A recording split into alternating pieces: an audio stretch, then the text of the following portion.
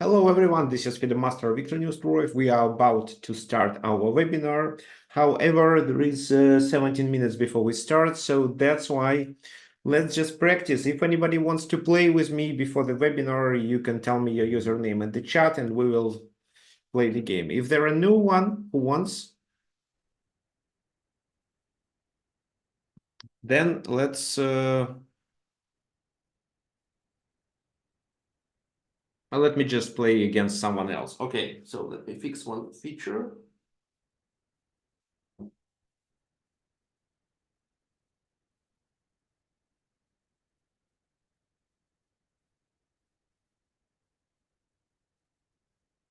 Okay, now it starts working again. Okay, fine. So while people are joining, let me play on chess.com.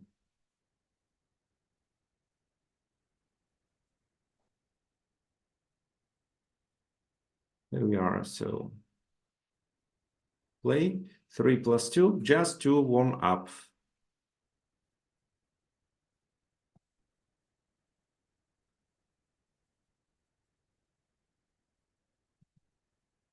Okay, e4. So c5. Let it be Count Sicilian. So I'm playing a guy from Colombia. No, Colombia.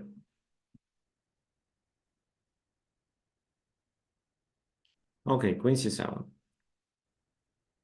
Okay, so knight f6. Bishop c5 will be a mistake. d6.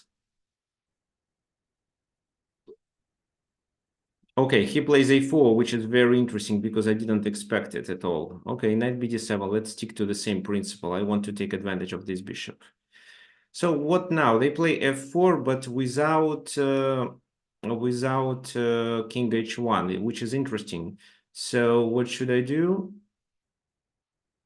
Queen b6, bishop e3. So it doesn't make much sense.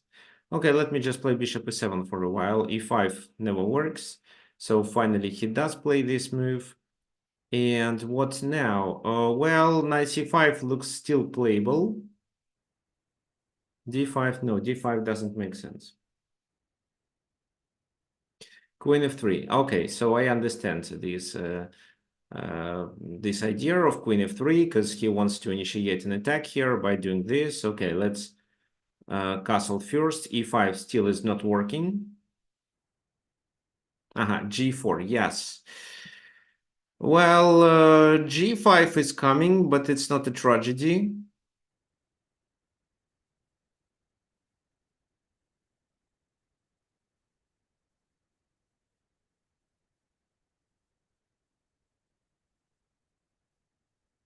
So, okay, let's say I take, pawn takes, and then I play e5.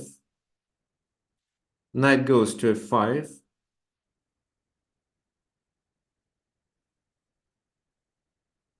Yeah, seems reasonable. But then knight d5 will be played sooner or later. Okay, what else? d5 right away. d5 right away, then e5. Knight e4. No, it doesn't work, unfortunately. Okay, so I spent too much time. Okay, let's just do this. And knight bd7. Maybe that wasn't the best solution. If I spend more time, I would definitely find something else. Yes, this is a problem now. So, okay, the queen goes to, let's say, b8. Well, I cannot play with the b pawn. I always lose because of knight c6, so it doesn't work. Okay, so what now? f5 is coming. It's a pity. So probably g6, but g6, h4, h5. f5 is coming anyway. Okay, just rook e8.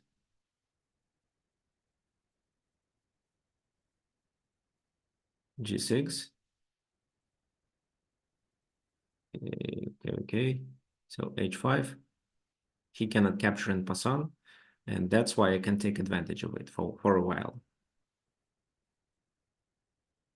Okay, take.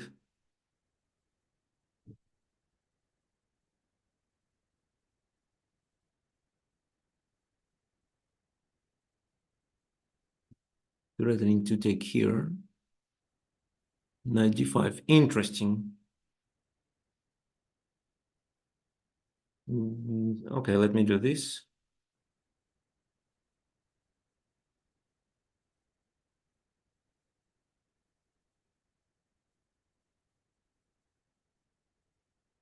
Well, knight f6 probably, but then I take the bishop after the exchange on f6.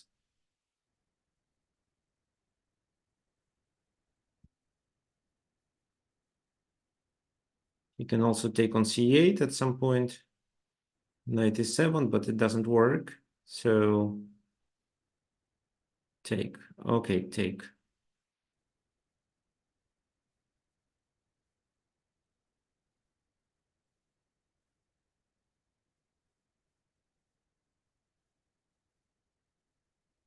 Okay, let me take. Oh, this is how I lose.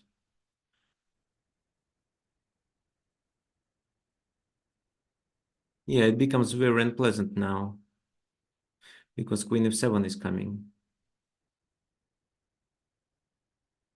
Yes, and mainly because of my queen position, I cannot stop it. Okay, so bishop g7, he still does a check, and I'm in a trouble. Okay, yeah, it seems that I'm losing here.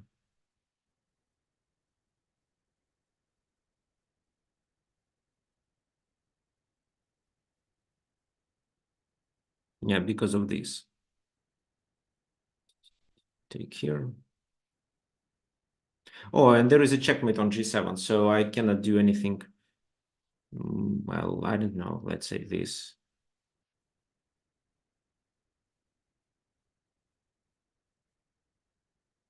Well, it doesn't make much sense. Okay, let's resign. Yeah, I want to quickly take a look at my mistakes.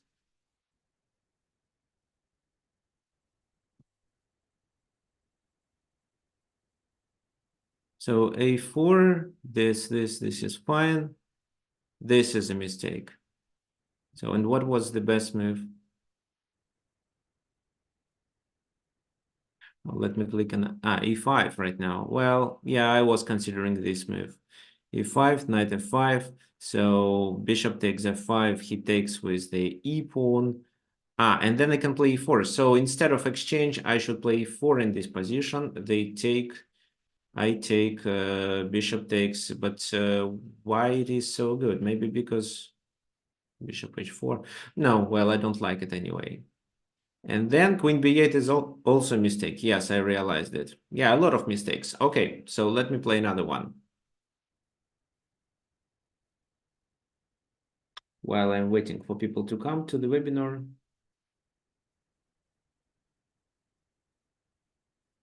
Oh, another consist. Oh, he plays this. Okay. So 96.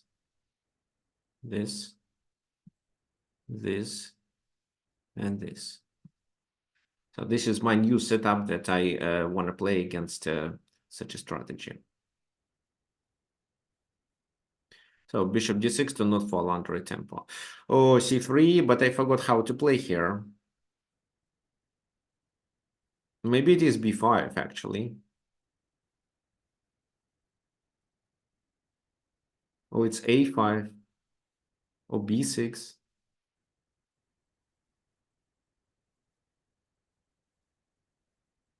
Yeah, I think it's b6, actually.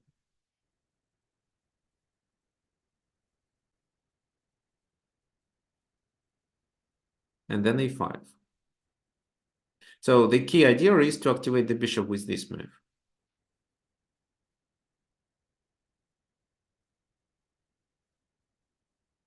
Okay, let me activate the bishop.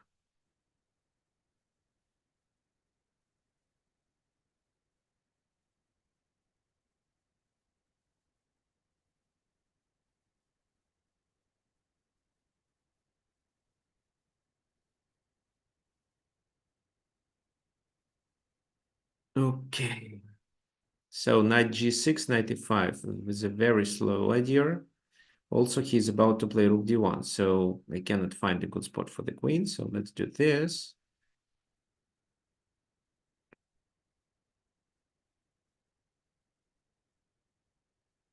Queen d2.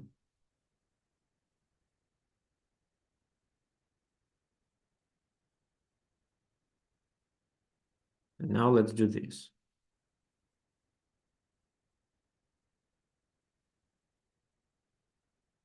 Queen e3. Okay, fine. Now I have to move the bishop back. Let's move the bishop back. Well, this knight doesn't go to anywhere. And then, well, I want to play knight e5, but I don't want this knight to exchange for my knight. So if he does h4, then probably I have to. Yes, so he does h4. Okay, h6.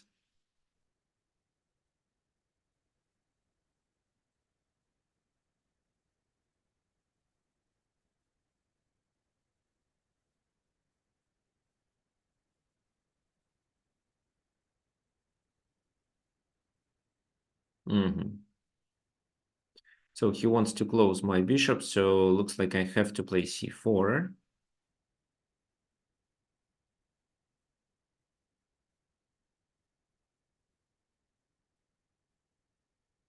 Right. And queen e7.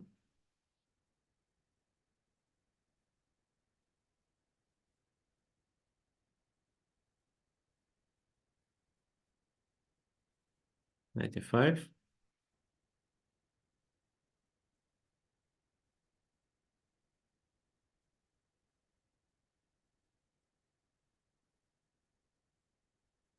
So my goal is to play knight d3 and then b5 to keep an outpost for my pieces.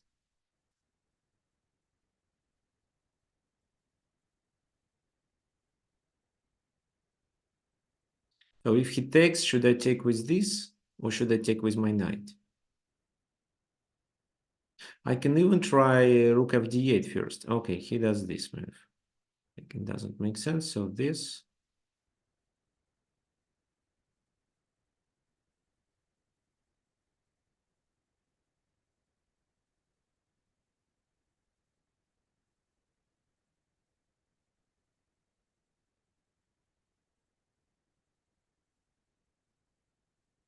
So let's take here and wait, if I do this, he plays c4, unfortunately. It's a pity. So what I can do is just this with the idea of doing bishop c5.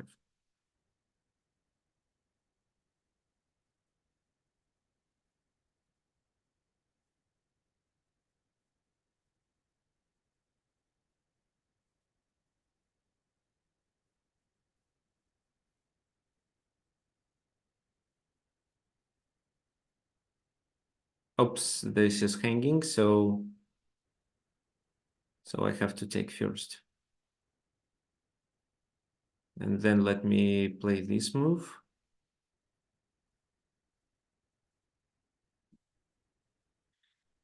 So my opponent is about to play 5, so probably I need to play 5 myself.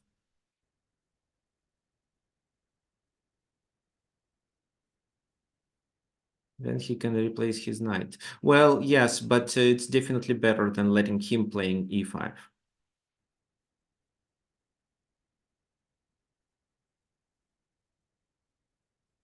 He may go there. Okay, let's do this. Logical. Let's take. I don't know if it's a good idea, actually. Maybe just f6 would be fine. So this is hanging. Well, actually, not really.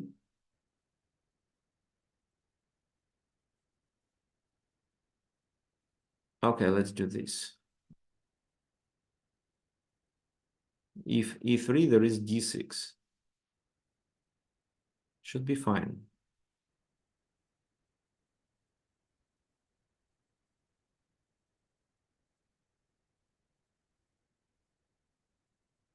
I'm also low on time, but okay. Anyway, so I finish this game, and then we will start the webinar and repeat the homework first.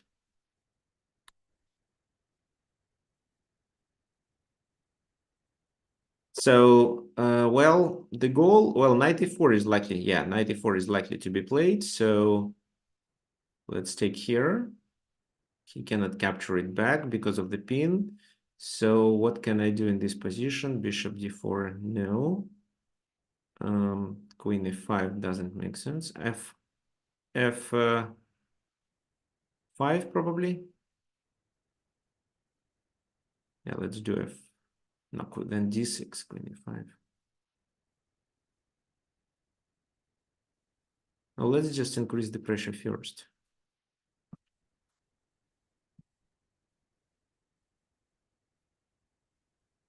Maybe if he does this move, I can take with my queen.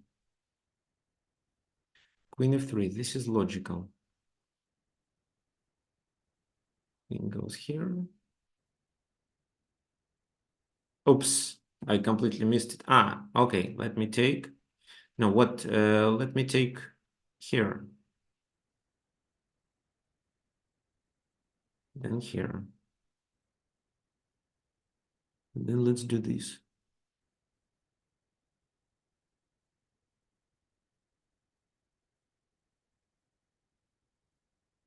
d6 f1.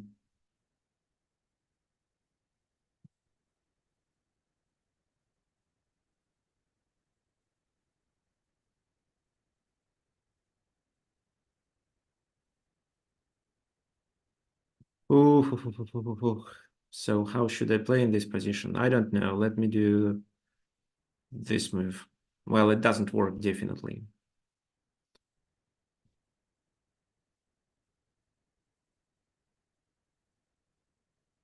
No, that was a mistake. It was clearly a mistake. So my maximum is a perpetual check. Or I even don't have a perpetual check here. Okay, fine. So, okay, not good games today, unfortunately. And actually, I could win. I think I could win here.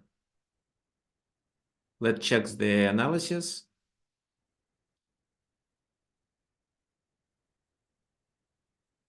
I think I played well and then started blundering. So queen g1 is right, rook e1 is right, and then h5. Well, no, f1 equals queen, take, rook takes, queen g. Okay, fine. f5, fine. And oh, rook f2. So this is what I didn't find. So queen e3 was a critical blunder. Rook f2, rook h2, of course. How is it possible to not notice this? Okay, so yeah, I played this king a3, and after this, queen a2 is a mistake. So again, queen c1 should be played with the purpose. Well, rook f3 is actually, rook f3 is a better move. Why didn't I see that? I wanted to play something like that. Actually, rook g1 was fine too. No, oh, I blunder on f5. So no, rook f3, of course. So I played queen e2, and then it's a perpetual check. So if he goes there, then I can bring the rook. And he has to go, then queen g3 leads to a mate. Okay, fine. So I was about to win, but didn't manage to find the best way. Okay. So let's check your homework, guys.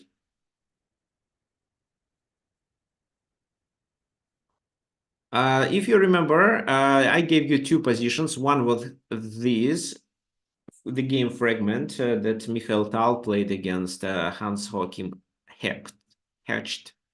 And the other one is the game fragment from the game between Arverbak and Kotov. So, well, so there was only one student who sent the answer, and it was John Wogan. So John suggested to play queen c2 in this position. So John, my congratulations, you are right. This is a very good move, but you are not Mikhail Tal. Mikhail Tal played another very nice idea. So it's not as good as queen c2, but it is really beautiful. He decided to sacrifice the queen with e takes f6. What did happen after that? So they have to take the queen, otherwise they are in a trouble after rook e1 coming. So they took f takes g7. Well, it's time. Well, we are threatening with this, so it's time to save this rook. Rook g8 and bishop f5. Very nice idea. So if queen takes there, I'll show you. If queen takes f5, it's knight d6, gaining the material back. So it's absolutely winning position. All right, so queen takes, if queen c4, it's just one check and the game is over because the king cannot escape. So he can block with this, but then king here and we gain the queen simply. So it's again an absolutely winning position. So bishop f5 is a very nice idea. So this is where black realized that they should give up the queen because they just cannot move it. Once moving the queen away from the e file, it's always rook e1. If the queen goes somewhere on the e file, it's still rook e1. So that's why they took on h4. Bishop takes e6. Well, and well, if they take, it's a check, and so on. So look at how beautiful it is. Of course, finally it led only to approximately equal position. So here the engine says white is slightly better, approximately similar to queen c2 continuation that John suggested.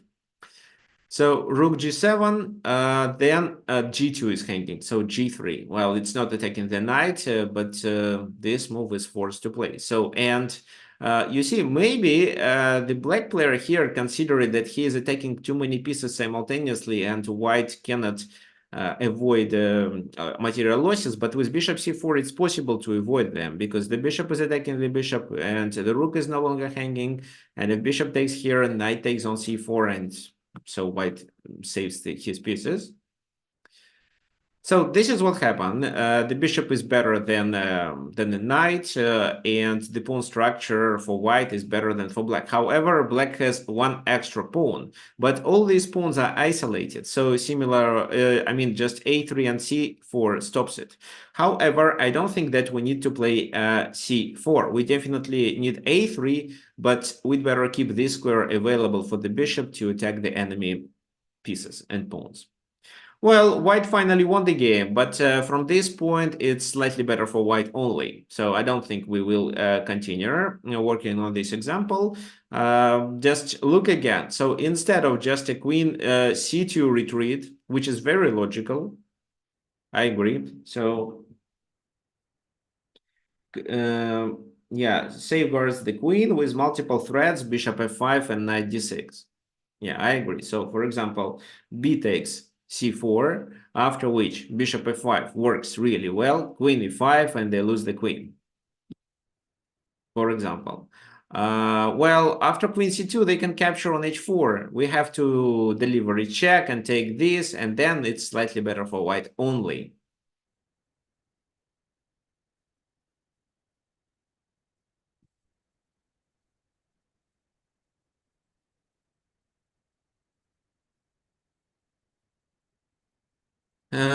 Okay, so there is a question by Peter. In the position where black was +6, if black exchanged queen for rook, what would be the material?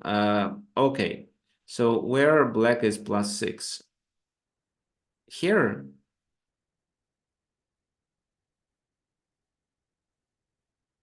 So queen for a rook, you mean which move? Queen e2? But it's not only an exchange for a rook. If you exchange for a rook, it's a checkmate, or well, almost a checkmate. You have to block, give up another knight, and go there. So there was no possibility to exchange the queen for a rook. Or which line are you talking about? You can unmute yourself and tell me. Yeah, there maybe a move or two later, but yeah. So But I well, think this you is their explained it.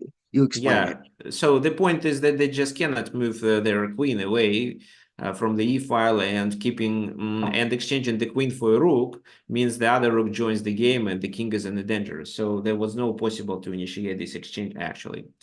Okay, fine. Let's continue with the second part. Well, the game between, well, knight e2 was played. So this is the position that I sent.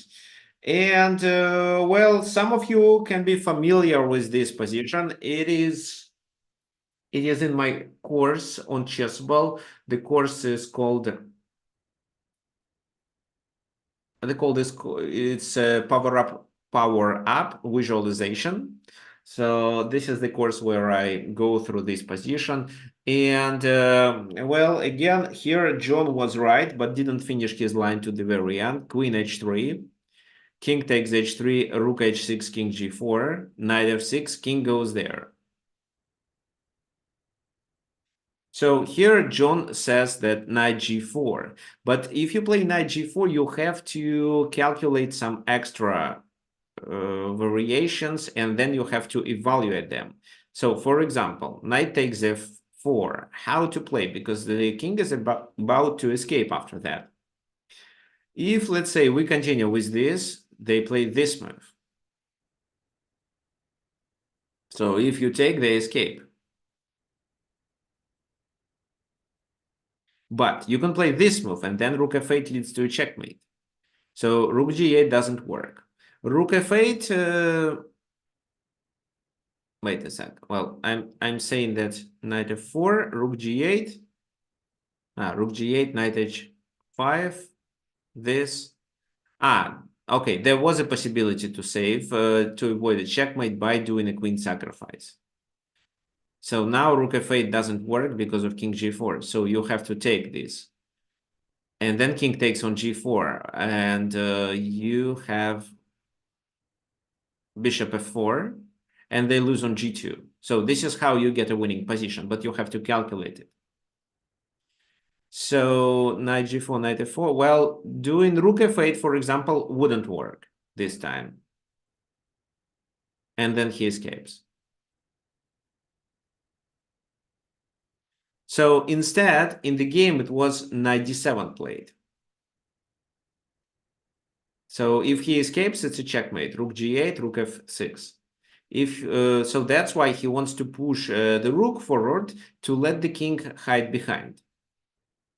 Then rook f8 check, he goes back, and knight f6 again. So king f5.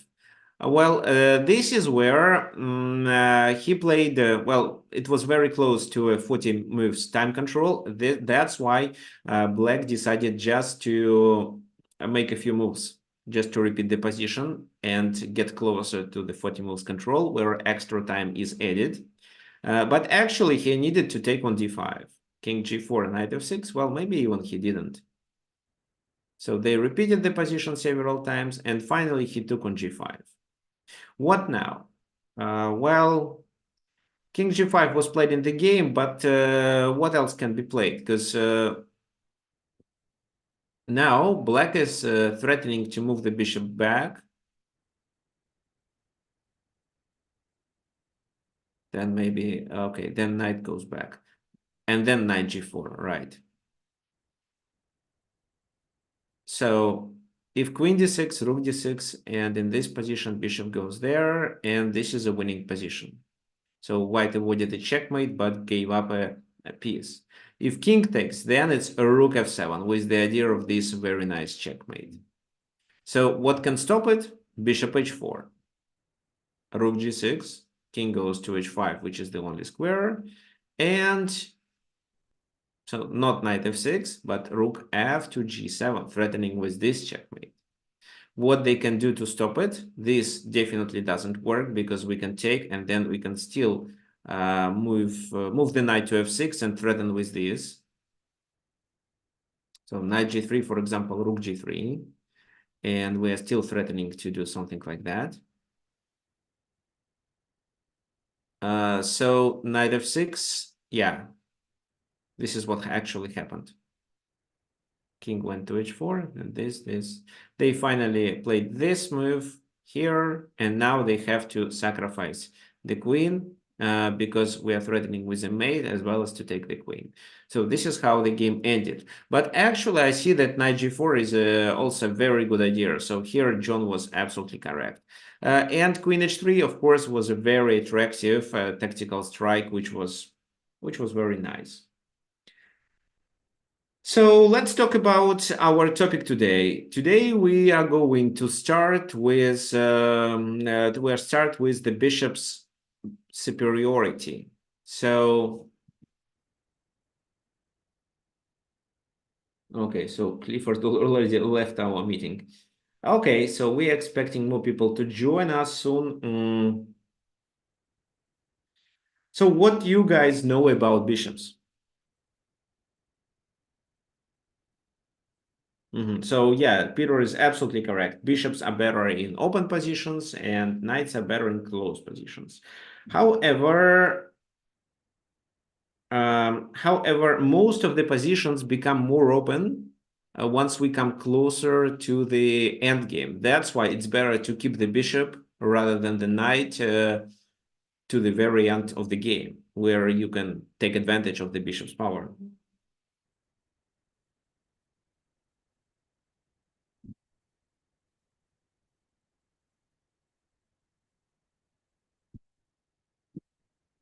Okay, what I can say about this. So, of course, the bishop is not the most valuable piece in chess. However, the bishop may play a decisive role in many different positions.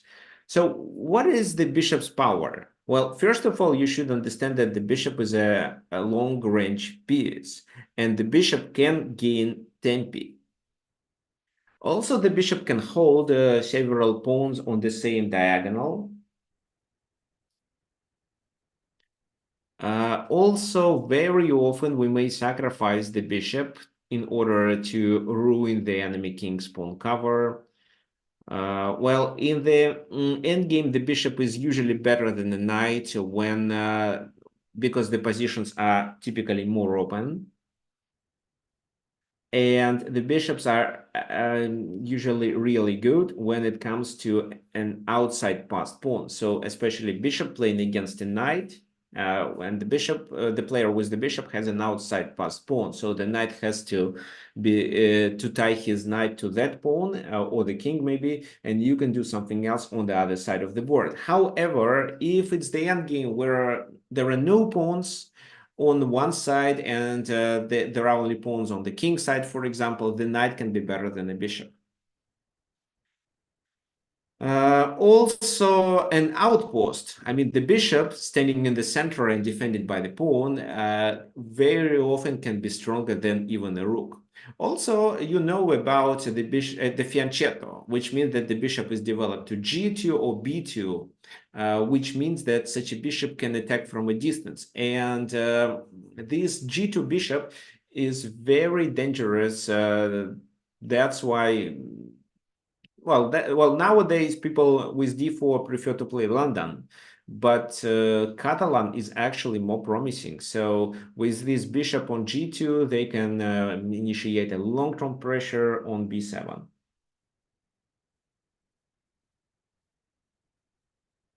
So what else the bishop can do? Well, also I didn't say that the bishop being fianchetted covers the king.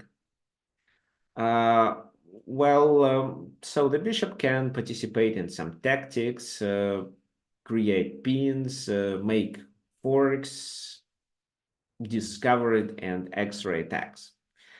Let's now talk about the bishop pair. So the bishop pair can control almost the whole board because, one bishop only can cover the squares of a certain square, but two bishops can cover all the squares. And in order to achieve a bishop pair, it's quite common to sacrifice the exchange. So bishop pair represents a real power.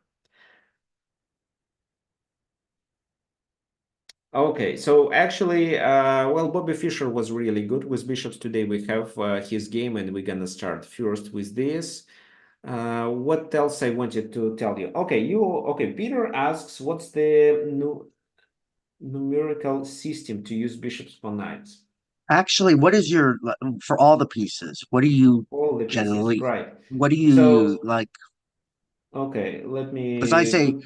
a Mhm. pawn's one, a knight's a three, bishop's 3.25, rook's five, queen's nine. But there's all kinds of different systems. Yeah, so I sent an email on Friday where Alpha Zero did the same thing, where Alpha Zero explained how the value of each pieces. So please look at this. I don't know if it's too small, or I think you can understand it. So the knight is 3 and 0.5, whether the bishop is 3 and 1/3. Rook is 563, but this is where I doubt, because in my opinion, it can be from 5 to 5 and 6. It depends on the position of the rooks, because if it's mainly endgames where there are files open, yes, it's 5 and 6. Where if it's a middle game where the rooks do not participate, it's 5. So that's why I'm happy to, in such positions, I'm happy to exchange, to sacrifice the exchange and get a compensation of 2 pawns. So I have a bishop, 2 pawns for the rook. And the queen is 9 and 5, which is true. I would even say sometimes 10, sometimes even 14, depends on the enemy king's position. So I think these ones which are marked here with classical, which means standard chess, so are very similar to my understanding. And just one more quick question. A lot of systems give a bonus for 2 bishops versus a knight and a bit, they say plus 0.5 or something like that. Yeah, that's right. So I would say that a bishop pair can compensate a pawn loss. So if you have a bishop pair, then don't be afraid to be a pawn down. Very often you can either exchange your bishop for the knight, ending with the endgame with the bishops of opposite color, which is likely to be a draw, or you, for example, exchange the bishop for the knight, which was protecting a certain pawn, which you can capture then. So, and this is how you can equalize. So, well, I have such a game example where I was already pawn up, and I had 2 pawns. My opponent had 1 pawn. I had 2 bishops. He had a bishop and the knight, but my bishops were able to create another tactical strike, and I could win a pawn. Okay, so guys, by the way, those of you who are at the webinar, please let me know if you did receive the email on Friday with this table.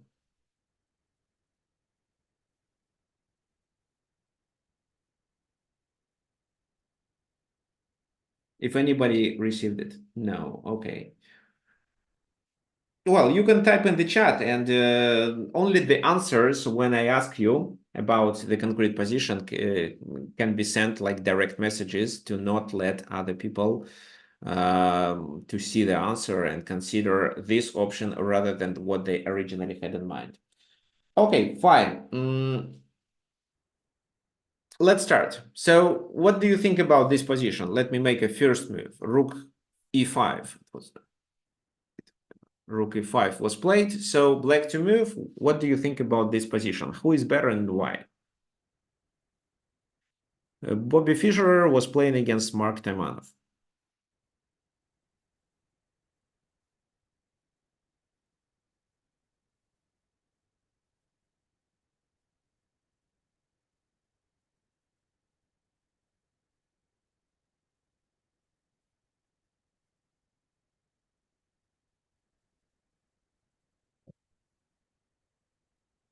So, okay.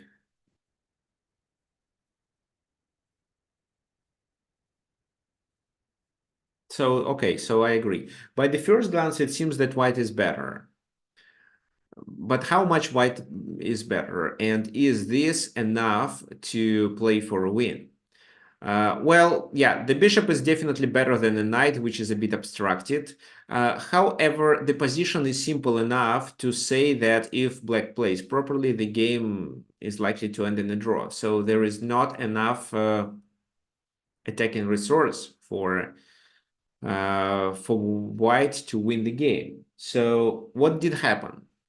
Well, yeah, you notice that these 2 pawns are hanging, and probably it makes sense to play b6. Mark Taimanov did play this move, but actually that only reinforced our bishop. Instead, if only he played king d6, then let's say bishop b7, rook b8, bishop a6, there is a pawn behind hanging. Well, now these two are hanging, so probably bishop e2, but then this fork. However, the rook goes to a7 to protect it. The position is equal. So this king d6 move allowed black to hold the position. According to the engine here, it's plus 0.1, which means that there is no practical chance. Well, there is practical chance, but it's most likely the game ends in a draw. So, but they played b6. That improved the bishop as well as made another weakness, which white started attacking. Now to not, well, if b5, it's rook c5 simply. That's why a5. But locating the pawns on the dark squares. Okay. So can you please stop drawing?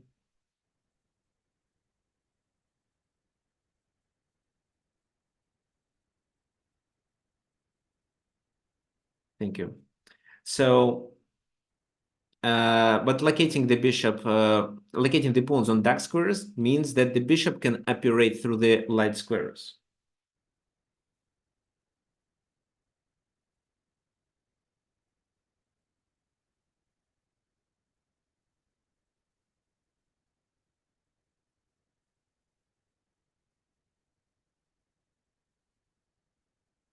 Why not bishop b7? Okay, so, well, bishop b7 is playable too, but then the bishop may become the object of the attack. However, you always have this rook e7 move. So bishop e7 was playable too. But the good point is that from f1, the bishop actually goes to c4. If you play bishop b7 and then go to d5, the knight captures you. But with this move, you tie the rook down to the f7 pawn because there is no better way to protect it. Now, let's improve the king. The rook has to move, knight b8, so they probably want to do something like that. So rook d3 check, king goes there, and c3 to stop the enemy knight activity. Knight c6 anyway, rook goes here, so if the knight moves somewhere, it's rook e7. But king goes back. Of course, white doesn't want to repeat the position. So a4. a4 fixes these pawns on dark squares. And also forces black to make a move, because which move do they play? If they play with the f pawn, it's rook e6. Well, they probably have to play something like that, but we will see something similar happened in the game. Well, they move the knight right away, because what else they can do? h3 with the idea of g4, which takes this square away from the knight.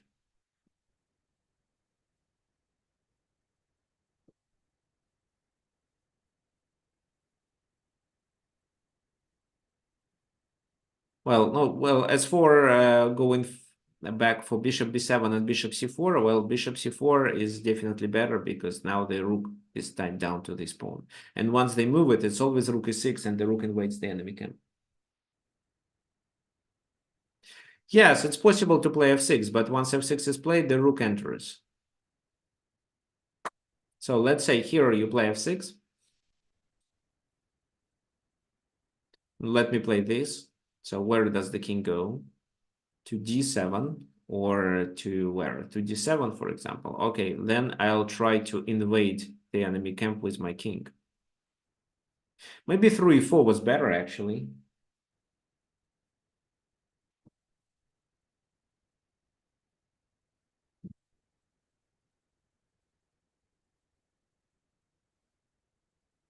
Well, bishop b5 cannot be played, so the rook is hanging. But we can do this move and then play bishop. Ah, no, then it's g6. No, we cannot. So I think this is a plan just because the knight is already pinned. So maybe you may say the king should go there, but then bishop b5, the knight has to move and we win in pawn, don't we? So that's why f6 doesn't work. The rook on e6 becomes more active. So knight e7, h3, knight c6 back. So I don't see the point of doing this move because then this. So yeah, like this, then g6 probably, but g4, the knight still has to go back. So knight c6, h4, h5. check.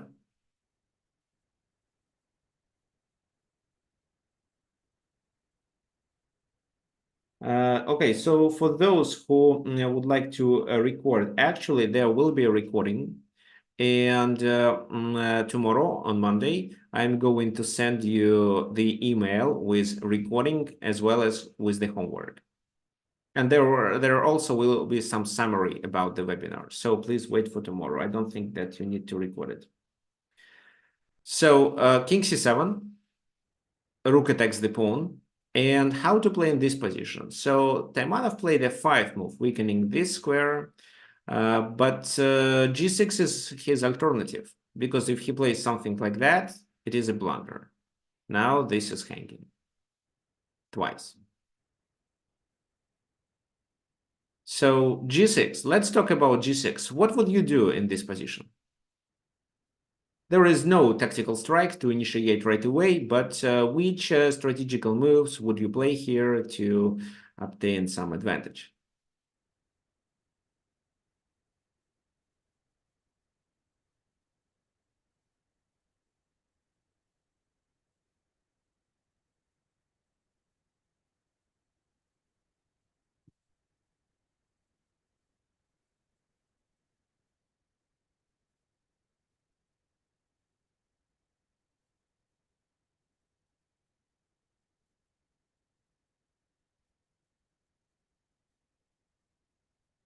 So G4 to break the pawn chain. Okay, interesting. What else? F5 right away, but what's the goal? Because you exchange, or maybe you don't want to exchange. If you exchange, his rook becomes more active, and G6 is still a weakness, but he now can defend it with rook F6.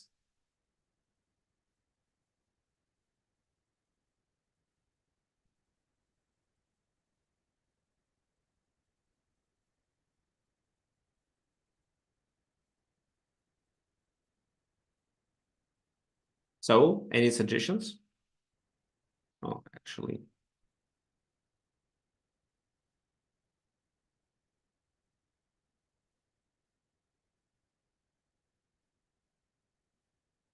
Okay, I found a life hack. I put your meeting chat to the same monitor from which we are doing the analysis. So bishop b5, I agree. So that blocks the rook swap because of this, true. So let's say they just play any rook move, rook d2, rook e8, and you can initiate a rook swap. If they avoid it, then f5 and the king enters the enemy camp. So it was important to hold the e5 square.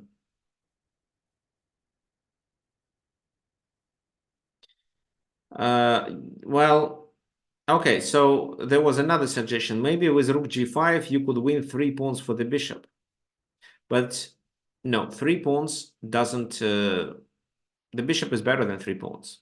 It's not enough. Especially such a bishop when there are so many open positions. So the idea of f5, but you should play it at the very best moment. And you shouldn't take, because if you play f5 right away, what can you do? It's always knight e7 and knight takes f5. So that's why prepare this first. So, okay, rook g5 first. Okay, let's say g6 was played, then rook g5 first. Okay, then they play knight e7 and f5 is not playable. And f6 becomes a problem, right? So rook g5 isn't a good idea. Okay, so this, well, bishop d3 doesn't help because f6. The rook is trapped, so you have to sacrifice the exchange, which definitely is not enough. Just one pawn is a compensation. Well, bishop d3 first with the idea of doing f5, but this liberates his rook, so he can play this.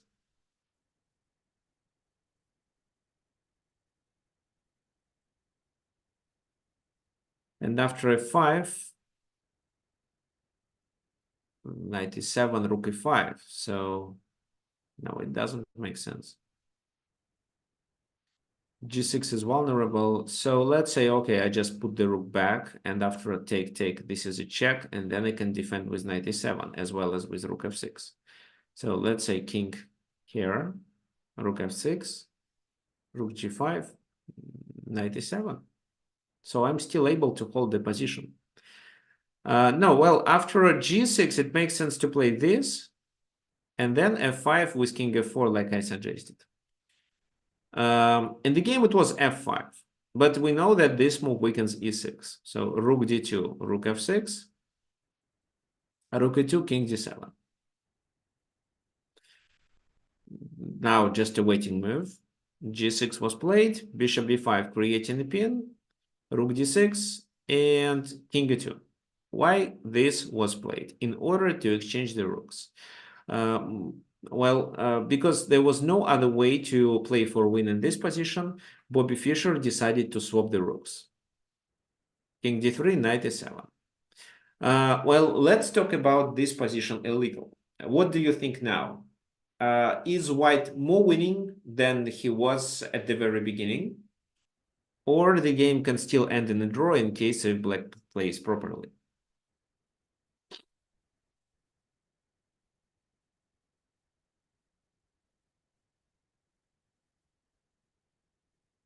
So who can tell me?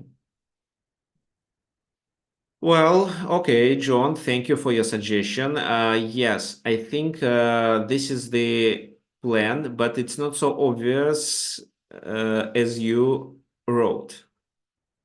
Okay, I'm waiting for more suggestions, and then I will read what John wrote to me.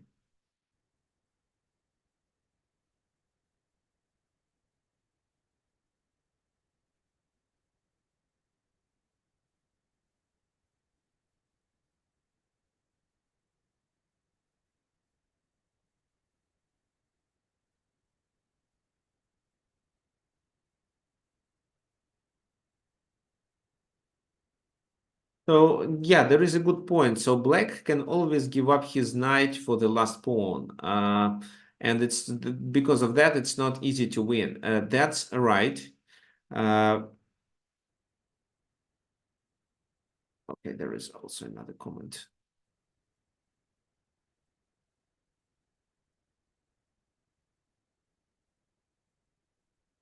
That's right, but if, for example, black loses this pawn, it means they lose the all three pawns. So that's why there will be some advantage. So it's not about one pawn. I mean, yeah, losing one pawn isn't critical if there is only one white pawn left. But if there are a lot, then it is a trouble. One extra pawn can create a passed pawn, and if black gives up the knight for that pawn, then white simply gets an extra piece. Okay, so what is interesting in this position is that black pawns on the queen side are on the dark squares. That's right, which provides the bishop with a lot of space. And on the king side, they are on the light square. So the bishop doesn't have much space there, but these pawns are the object of the attack, and that means that the knight has to stay there, and the knight is tied down.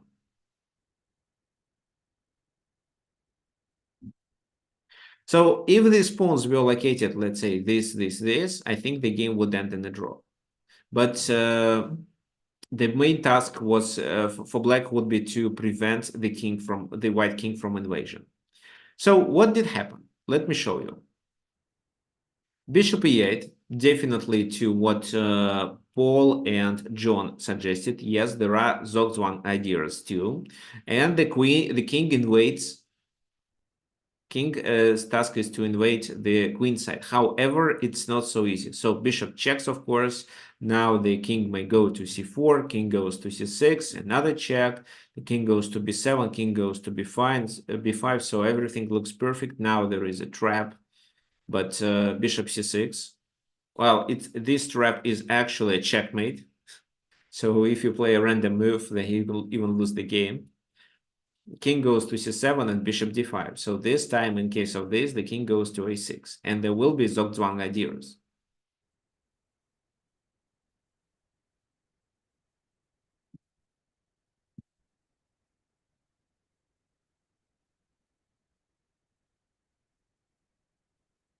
Okay, so let me comment it.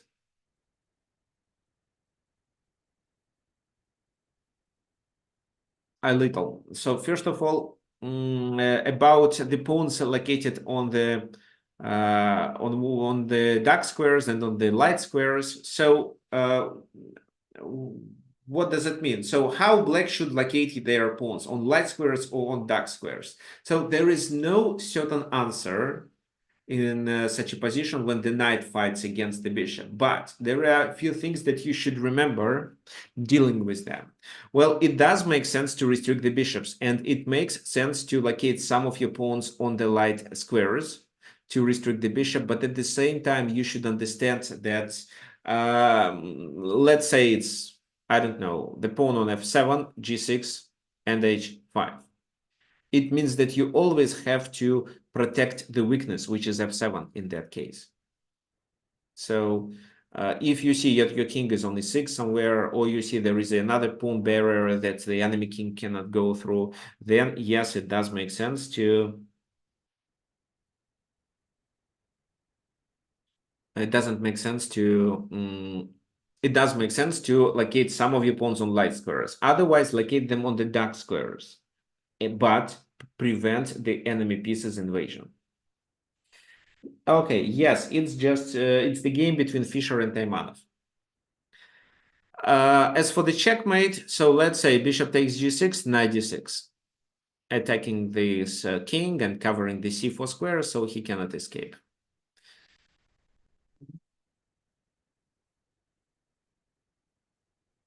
King c7, bishop d5. So, well, this move means king a6, so knight goes to e7 to protect this.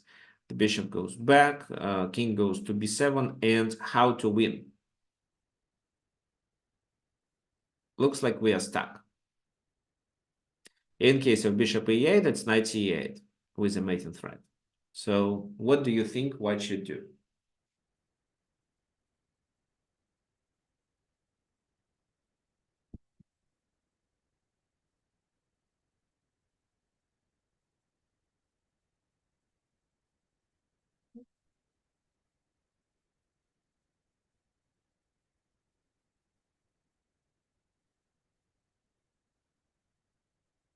So I can give you a hint. It's about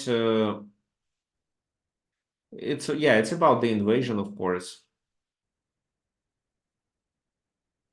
Okay, so there is a good point. Even if the white king goes to a7 and the black king stays on c7, so is it possible to win? Yes, it is possible to win because of Zugzwang ideas, which will shoulder the enemy king away, because the knight always is tied down to the pawn. So just bishop e6 by Paul. Okay, Paul, but what's the purpose? So you play bishop e6. Let's say they play what? King a7.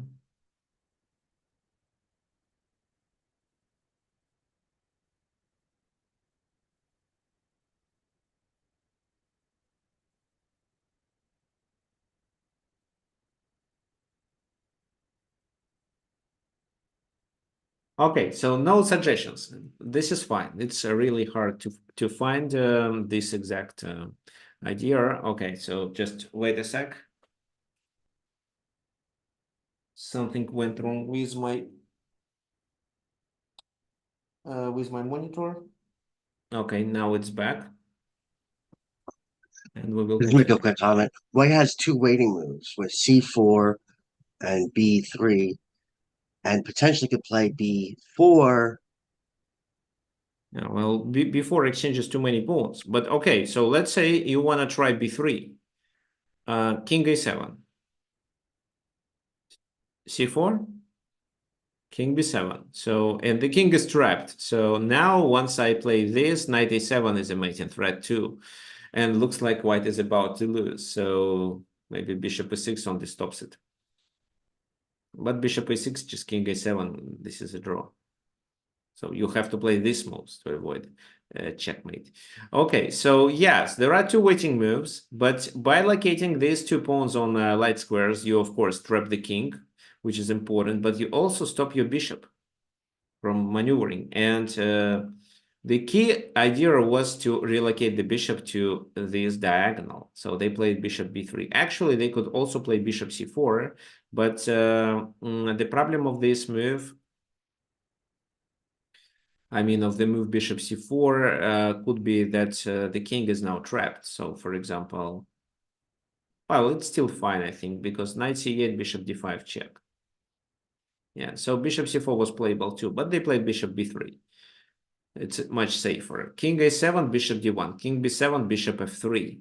Okay, so now what? If he goes there, then which move do you think, guys, we need to play here? We cannot invade the enemy camp. Ah, b3. Okay, so Paul, you are very close. There is no need to push the pawns. We have a bishop. And you know that the bishop can create a triangle. So, for example, you can just spend the tempo with the bishop for nothing. I mean, and then your opponent has to play a move, but they cannot do the same thing with the knight. And the king is tied down to the pawn, it cannot move at all. So knight g8, and then you invade into the enemy camp with king c6. And then you can go to the king side and capture everything. So king goes to c7, king a6, knight c8, bishop d5, knight goes back, bishop c4. So if knight here, then it's bishop here, attacking. Knight goes to c6, which is basically the same. Bishop goes to f7, knight e7, and this move. So what now happens? King d8 was played in the game. Well, the knight cannot move at all. So king d8. Well, the idea was if the bishop goes to f7, it's king c7. And the repetition. So what do you think? Which resource may allow white to win in this case? Because we definitely do not want to repeat the position.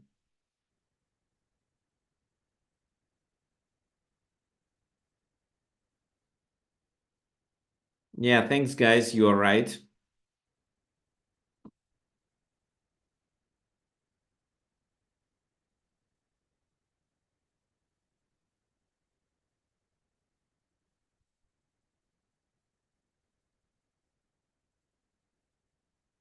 It's bishop takes g6, so there's bishop sacrifice. Knight takes. And king b6. So knight d7. So I think it was not about calculation. It was more about the strategy. So these two pawns will distract the knight while the king can go to the other side. So knight e7, b4, a takes b4, c takes b4. What now? If you decide to go with the king, then let's say after a few moves, the king invades your camp and the knight won't be able to protect the pawns. So that's why Taimanov decides to play this. So I don't think that Bobby really needed to calculate this stuff. I think he just understood it, that the knight is distracted to the pawns and the king can go to that side. And after this king goes, then this king can switch back and go to the queen side to chase the knight away. So a5, which stops knight b6.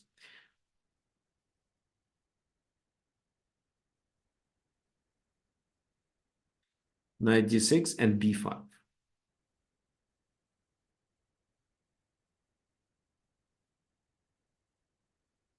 Okay, so good question by Peter. Why not to capture the a5 pawn? What was the purpose of this exchange? So taking this pawn consists of several tempi. For example, this, well, they can definitely play knight c6 move too. What else? I think they can enter your territory once you do this. So let's say knight c8, you take, they play knight. No, king c6. Well, I think it was also winning. If you do b4, knight goes to b6. Well, it's not so clear because now these two pieces, the king is trapped on the corner, and these two pieces, the king and the knight, are able to hold these three pawns. But with b3, like a kind of a waiting move. So if he does this, you play c4, or actually, wait, if he does this, you play this move and then a5. If he decides to capture the pawns of the other flank, I think you are faster. b5, king c7, or king b7, c4, knight g3, c5, king c7. This is what you need to calculate. Maybe 92 instead, c6.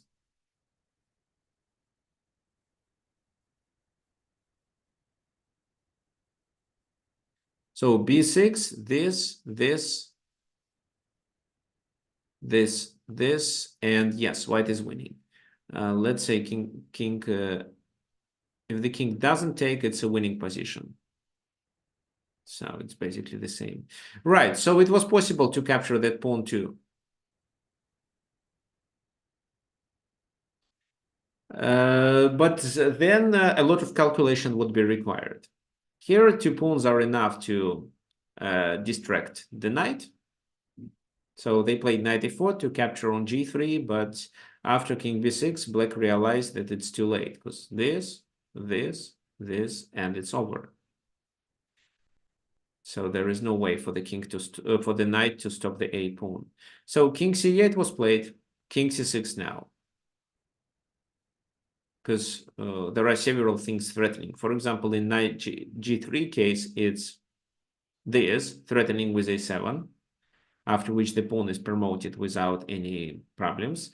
So king b8, but then it's this, knight goes back, a7, king e8, and with b7, king a7, king goes there, we are able to win the game because this is a check. Even if it wasn't a check, and let's say somehow it's possible to play this, well, but then take. Well, if the knight is lost, white is winning because white is closer to this pawn. If knight is not, then black can hold and make a draw. Well, but it's definitely losing. Queen b8, b8 equals queen is promoted with the check. So king goes to b8, and after b6, they simply resign because nothing can stop this idea.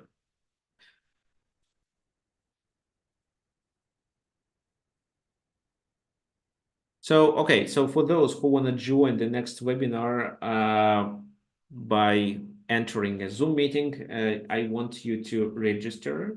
So guys, you all register it here. So I'm just answering for those who is watching the webinar on YouTube. So this is the link. So there will be a new announcement on Wednesday. Please register then.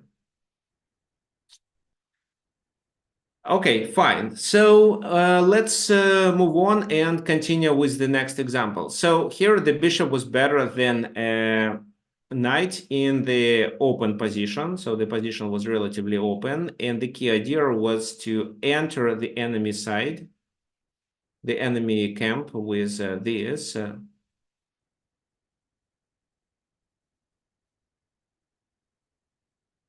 As well as to attack these pawns with the bishop. Okay, we have one more example to work on. The game between Anatoly Karpov against Gyula Saks.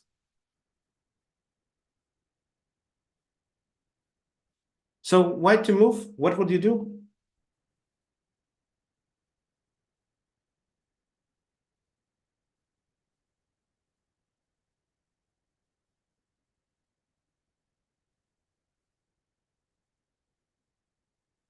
Both players have bishop pair. Well, here white is a pawn down, but I don't think it matters.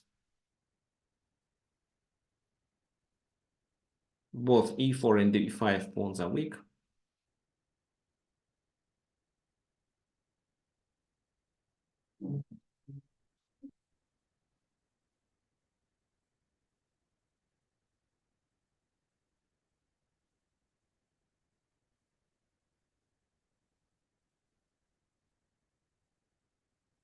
Any suggestions? Okay, g5, interesting. Well, definitely a move that deserves attention, but what's the purpose? Well, they may take. You take, and then you're threatening with doing g6, well, which weakens the light square. So yes, this is a helpful move. I don't think that it's the best option, but anyway. a3, because bishop a4 is coming. Right, actually. So g5, bishop a4 will be played. And you can take on b7, so it's not a big issue. No, the queen is not trapped. Okay, bishop d5 by Brian. Well, Brian, yes, this is what I would play if there was no better move. But there is. And this move is actually rook d5. So, well, in the very beginning of the webinar, I told you that the bishop can be stronger than the rook. And this is the exact case, because the whole position of black is held by this bishop on c6. And well, if they do not take, we take on e5. For example, if they do this move, we can exchange this bishop and still take on e5 later, or we can, well, this is an option. This is probably an option, then bishop a7, let's say.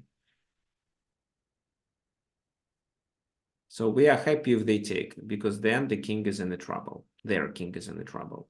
This is exactly what happens. So bishop d5, bishop takes bishop, rook d8. Looks like they are attacking. The bishop goes back with the idea of doing this. So a6 doesn't work because of bishop b6, and the queen is trapped. Well, almost trapped. Let's say a6. We would play a6, just queen b7 works because we can liquidate this pawn later. So bishop b4 was done. c3, chasing this bishop away, and b5. That was the idea. However, we want to keep this bishop alive. And, well, bishop d5 deserves attention, I agree, but bishop e2 was played. So these two moves have different ideas, but the key idea is to check the king using this diagonal. If the bishop goes to d5, then bishop c6 is the goal. And if the bishop goes here, then bishop takes b5. And I think with bishop e2, it's easier because this bishop has to move. Now you can take, but king goes to e7. Oh, let me show you. King goes to e7, and it's not clear how you continue. So that's why this move first. The king goes to e7 in advance. Now, again, guys, your turn. You are down the exchange. There is no pawns to compensate it. However, there is the enemy king on e7, and this rook doesn't participate in the game yet. So you suggest playing g5. Well, they can take and play f6 after that with a temper.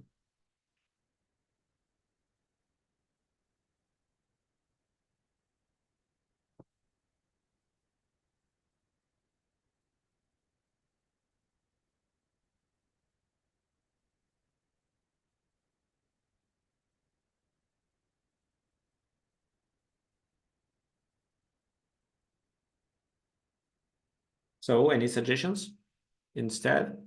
So John is correct. So it's bishop c5. Now the whole position is held by this bishop. So yeah, that's why once we liquidate it, the game is over. For example, f6, right? We're saving by the first glance. But then bishop goes here. Actually, with g5, it was also possible to play this move. And they cannot take because of this idea. So bishop c4, well, maybe rook d7, but then this move first to increase the pressure on the pin, and then the queen invades the enemy camp, and it's over. Let's say queen takes c4, and you may continue with bishop e7 and take here, after which the game ends in a draw. Oh, the game ends in the white's favor. Okay, so f6 is not playable.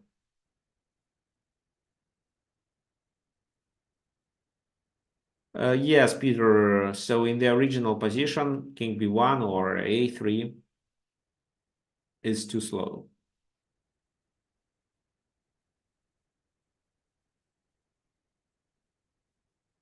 So, well, because e5 is also hanging, they have to deal with it. They decided to take, which was right, I think, but still not enough.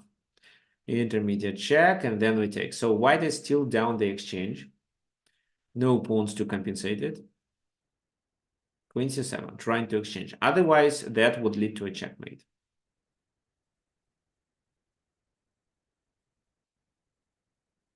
Queen c7, queen f5, not to let him escape to c8. King e7 and take the next pawn. King goes back. It's a repetition. We captured one more pawn, which now means that we can bring the rook.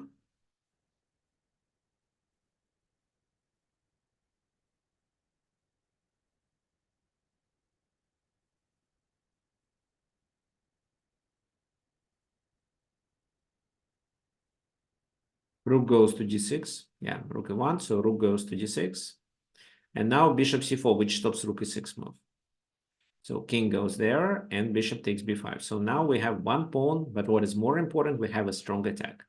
a6, well, just bishop b4. So it's important to keep the bishop on this diagonal to always threaten with opera mate if this rook goes somewhere. g6, queen f3. So now we can enter through the enemy territory, and they played king c8. What would you do then in this position? Who can tell me? Because the key idea is that once you do this, they go to b8 with the queen. And a6 is protected. So after you play queen e8 and queen b8, I don't see how to continue the attack, unfortunately. Can we play queen e5 when instead of doing queen f3? Yes, we can, but what's the purpose? Or in this position, you want to play what? Queen a8 and then queen e4 back. But again, what's the purpose?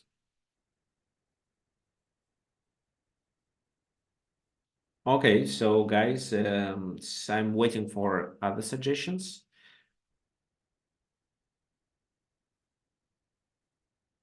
Yes, so you're right. It's rook e7. So can you please send it as a direct message next time, okay?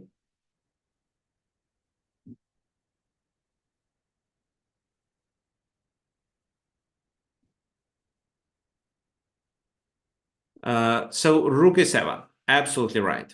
And if the queen takes, it's queen e8. So he has only one square to move to, and then it's queen e7 and he loses the queen. So in case of king c8, he loses the queen, and then it's definitely a winning position with queen and bishop versus two rooks. If king d8, it's a checkmate. So that's why they cannot take it. They have to play what? It's hard to suggest anything because this is a mate on the next move. So let's say this, probably, then just what? G here to play this move. Yeah, and then rook d7. So the game continued with this, rook d1, to distract either the king or the queen or the bishop. So king takes. Now this is not a checkmate because the king escapes to d6. But it's still a checkmate. Queen b6, and this is where black resigned. Why? Because after king e5, queen d4, king e6, and bishop b3 mate. So this is how the game ended. Well, what can we say?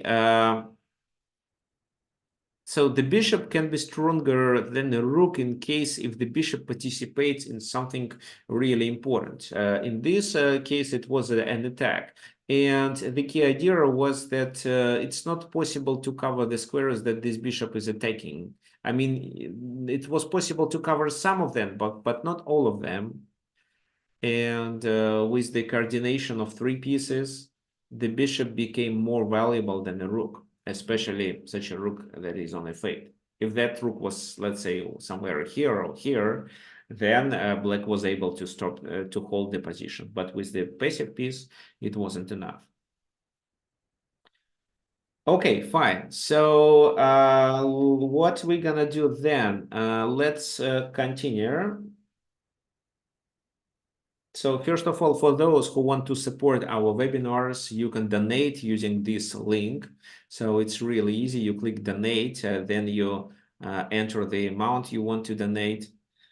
And then you click this button and it automatically redirects you to PayPal. You enter your account and transfer the money directly to my account. So I really appreciate those who already donated. Well, it helps me to plan my webinars and prepare better content. So I'll send you the link here in the chat.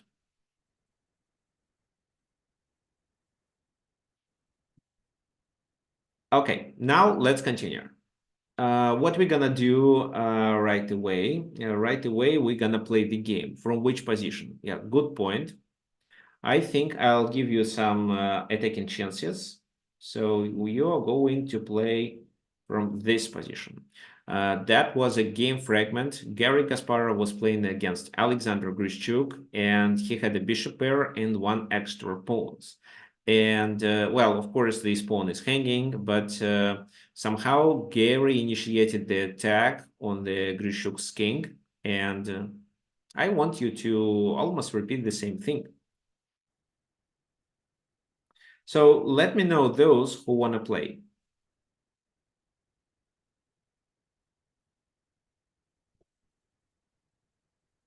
So it's going to be 15 plus 10. Okay. Okay, just a sec. Okay. So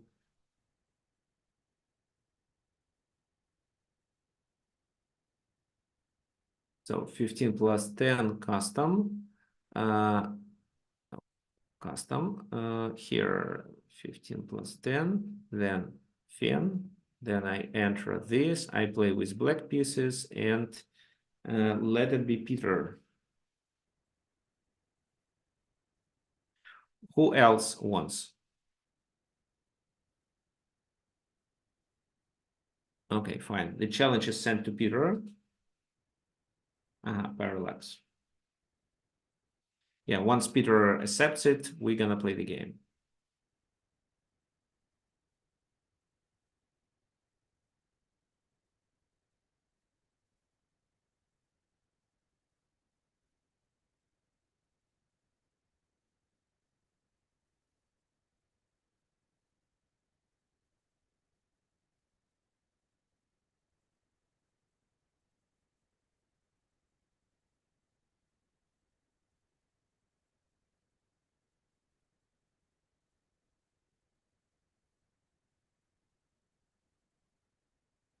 Okay, so Peter, message me once you're ready.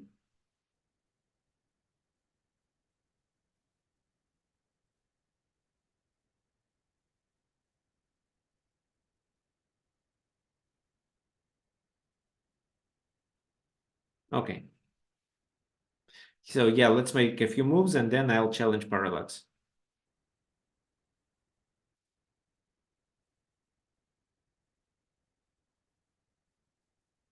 So I'm going to defend this position somehow.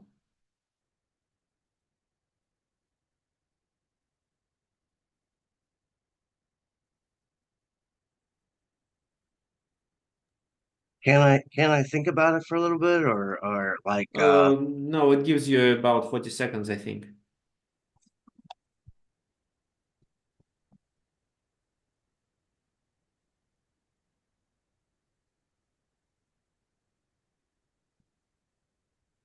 Why doesn't it?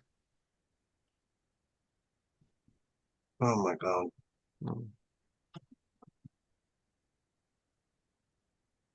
Okay, bishop b3. Okay, fine.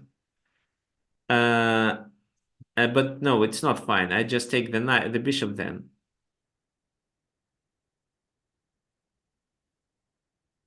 So, okay, please think and then let's play once again, okay? Because I don't want you to end without the bishop.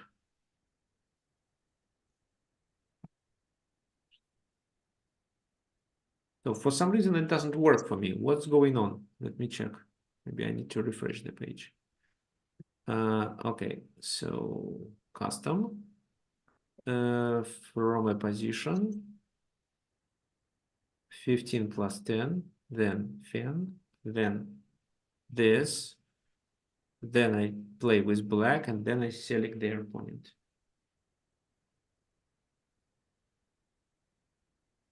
Okay, perfect. Play. Yes, okay.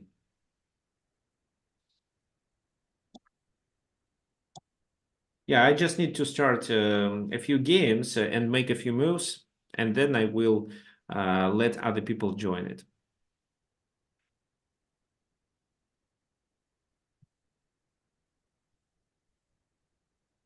So the bishop on e5 is hanging.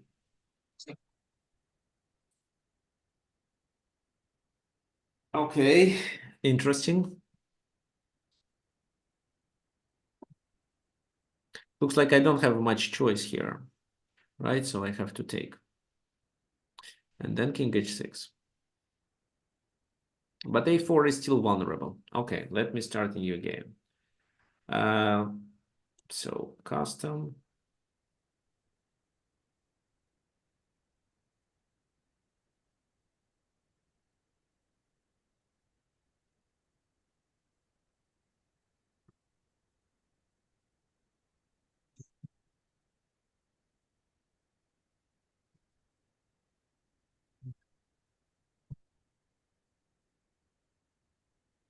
I don't know why it's not possible to challenge Alex. No. Let me type Peter. No, it doesn't work at all.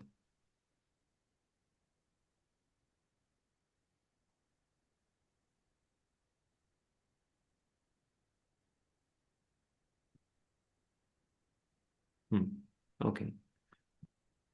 I'll get back to you guys. Bishop g7, king h5. Let me refresh the page one more time. So new game, custom.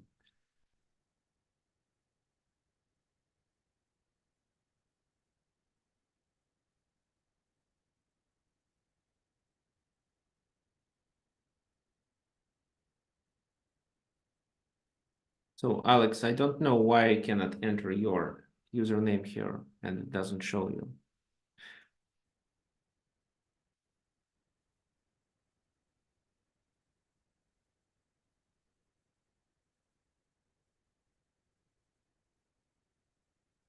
Now it doesn't show any username.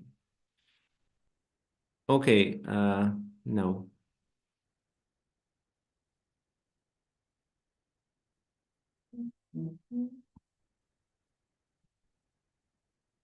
Hmm. Okay, I'll get back to you guys. Just a sec. Let me try to do this.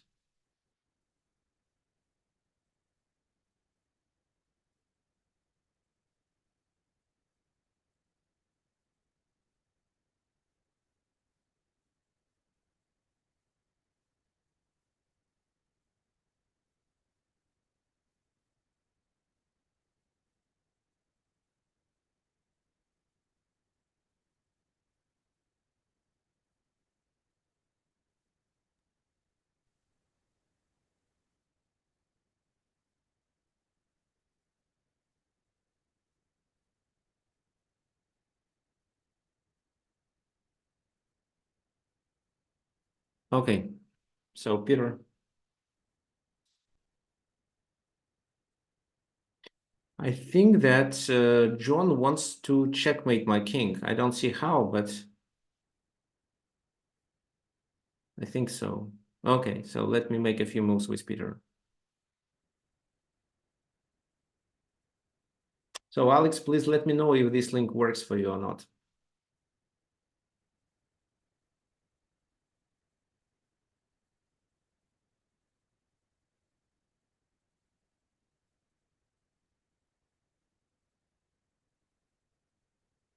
King g2, so I can take here. Then king g3, I probably expect.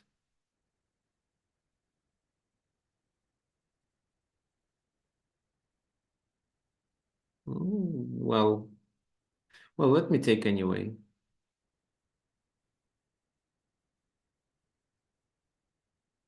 Peter, you have to make the move. Otherwise, the game will be aborted. Just retreat with the bishop. Okay, fine.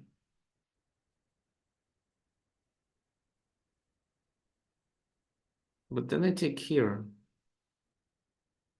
King g3, so exactly what I expected. So what now? Well, this fails, right?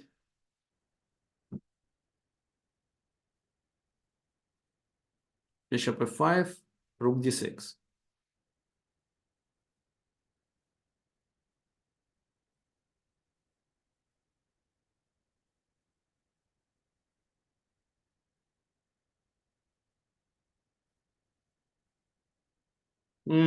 So what can I do?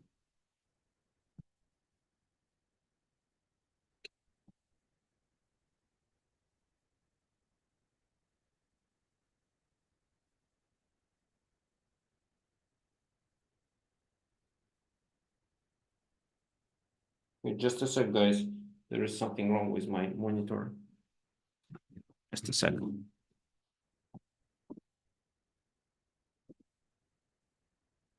Yeah, now it works. Okay, so g4 doesn't work, so I can do this, which doesn't make much sense. Well, actually it does, but then it's this move. Okay, this is what I've already took a look at. So b5.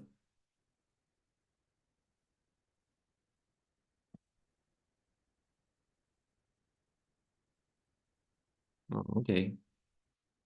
Oh, I have to make a move now. Okay, let me play maybe this move. So king g3. Well, bishop f5. No, this no. Well, king g3 was very good actually. Okay, let me play rook c4. I don't know what for, but let's do it. Because I don't see a winning plan for white anymore.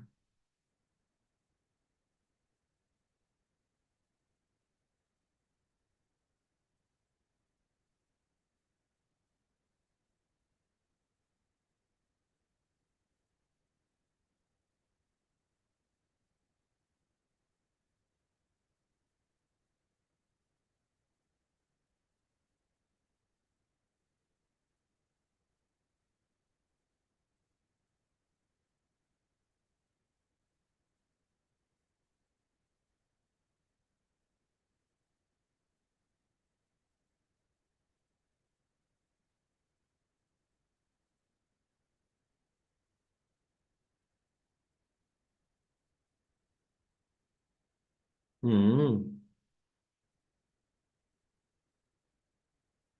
Okay. You're not accepting challenges. Okay, that's why I cannot challenge you.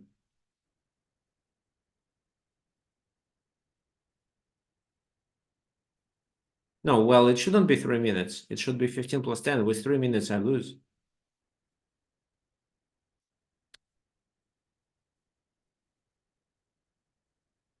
Okay, bishop c4. Okay, what's the purpose of this move?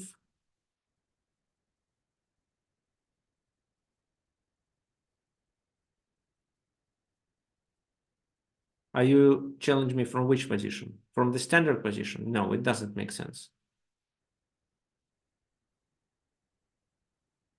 Okay, I can send you a challenge once again, but it's probably something with your settings. Okay, so this is a fork. What I have this and I have this.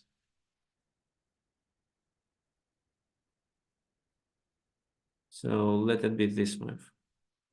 Well, the point is to play this move, which is quite clever.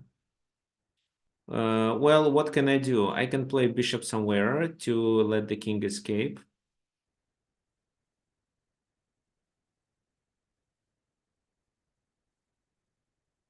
Okay, fine. Yes, your turn. Let me quickly play in the other game. So here, okay, let me do this move.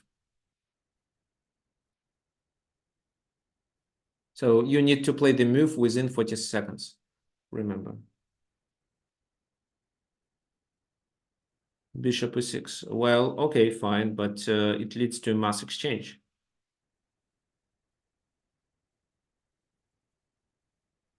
Ah, this is a problem now. Okay.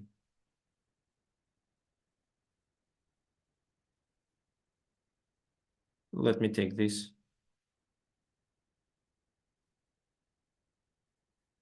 So I don't want to lose on g5. So probably just this move.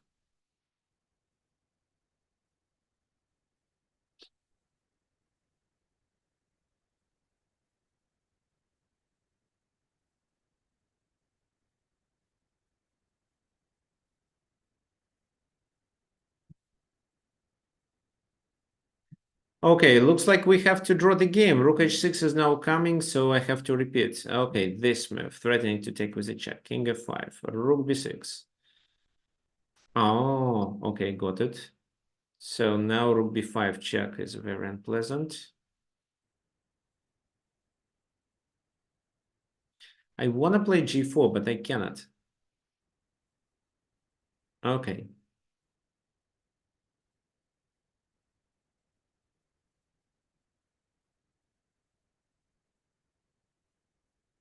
I think it's a draw once I take with my rook.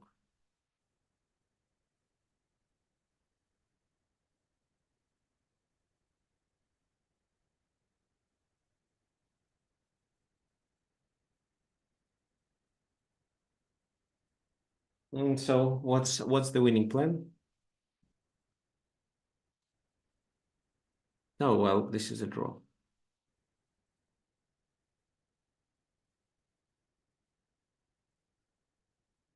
Yeah, right.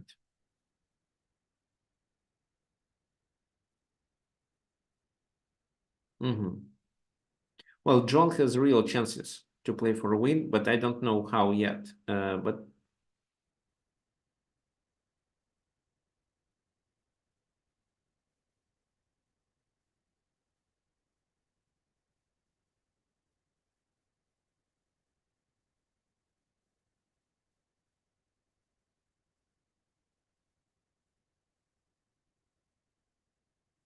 so rook d5 is always a check. So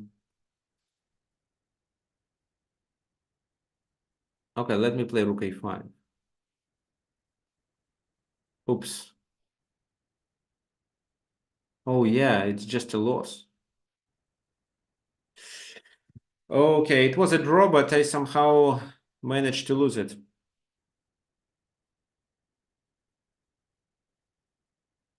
So I have to take.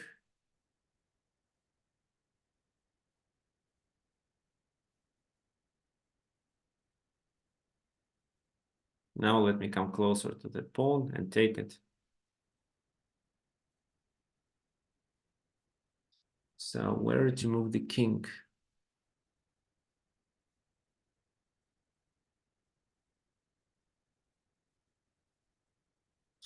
Okay, let me move it to c4.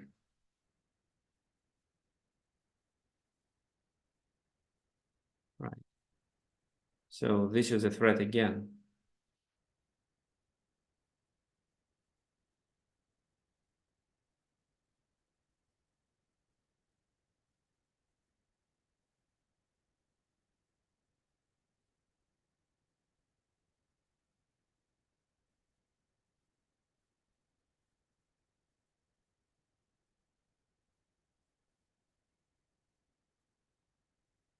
So let me try to draw this game. I'm not sure if I can, but I'll try. Oops, the king cannot go to the fifth rank. Okay.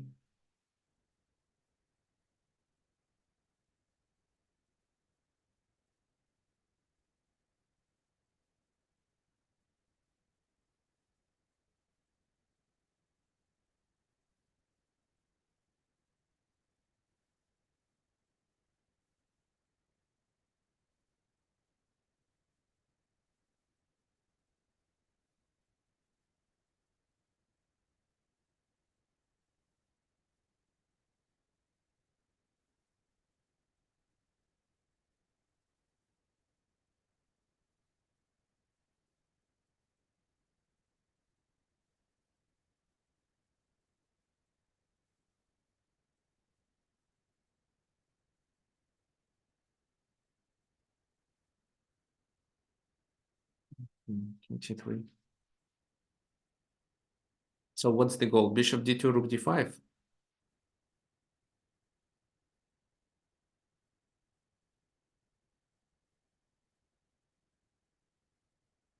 No, I can try this.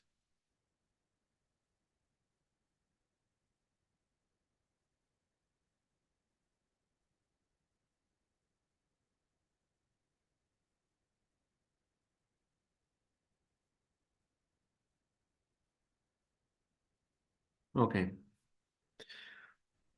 So, right, this move, but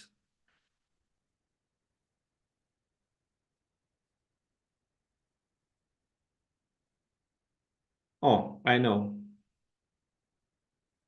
I know what I can do. I can play rook d3 and draw the game.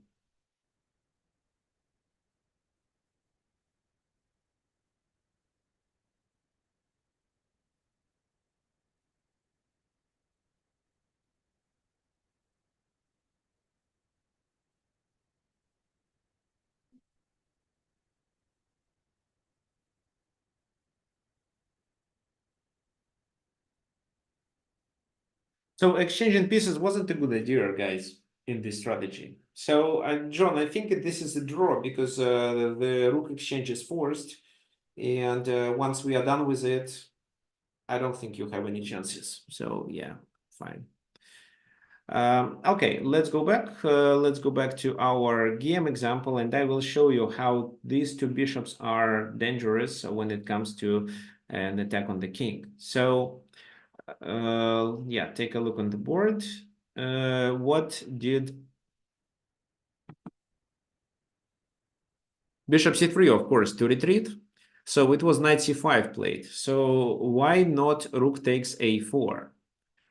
Good point. But if rook takes a4, you can do this, creating a pin. And the key idea is that you cannot attack because then bishop d7, and once you take, it's a check. And if you don't take, then you lose another bishop. So that's why what? Rook a7, but rook d5.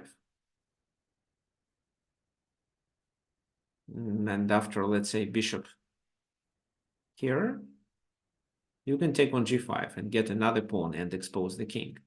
If bishop e6, you do the same thing. Okay, so the game continued with knight c5. And then a very nice idea, h4.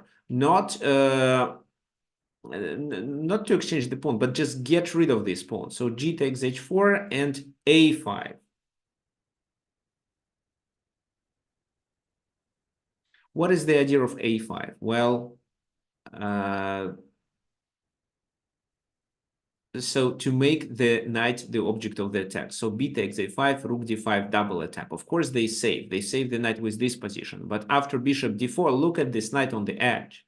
So a5 was a very nice tactical idea, so which undermines the pawn on b6 and makes this fork. It seems that the only way to not lose one of these pieces is to make a move with the knight and gain a temper, which was this. Because if, for example, you play this move, it's simply a rook h5 with a checkmate. So this is the only way. And then bishop d4. So totally restricting this knight on the edge. Bishop g6. We do not exchange the bishops because our task when the king is almost trapped in the corner is to use both bishops and the rook. So bishop c2, f4. Why? The f4 pawn will participate in the game supporting the rook on g5. So rook b8, rook h5 check, king goes to g6, check on g5 now, king goes to h6, and this threatening with a checkmate rook h5. So that's why bishop d1. What now? What would you play?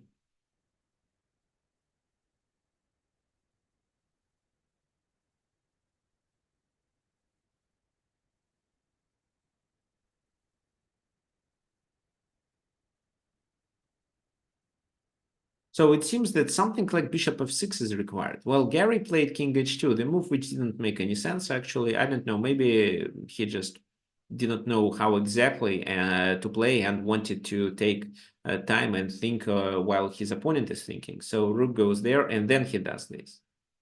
Rook goes back, and bishop e6. It's the idea of doing this stuff. Rook c6, bishop g7, king goes there, bishop f5, king goes to g8, and well, now, well, we can move the bishop, but there is nothing to attack with this bishop. What would you play then?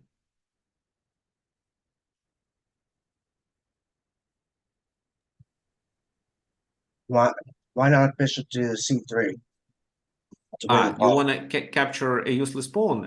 Well, yes, you can, but I think you can capture it even if you just simply play bishop e4 like it was played in the game. Yeah, bishop d4 makes sense, but bishop e5 makes even more sense. Rook c5, check, king goes there, and then bishop d4, attacking the rook. And there is a mating threat of this and this. So if the rook, let's say, goes somewhere, check, king goes there, checkmate. So that's why the rook has to retreat with a check. King h3, rook goes back to c7 to stop this idea. At least the rook covers the g7 square, but it's not enough. And after this, well, this move is not possible, but how to continue? Who can tell me?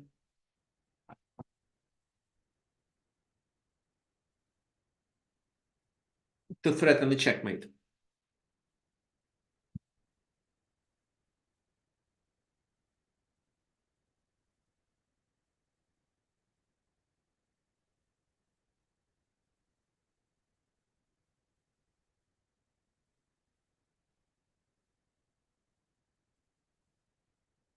Oh, king h4. How king h4 makes checkmate closer? Anything else?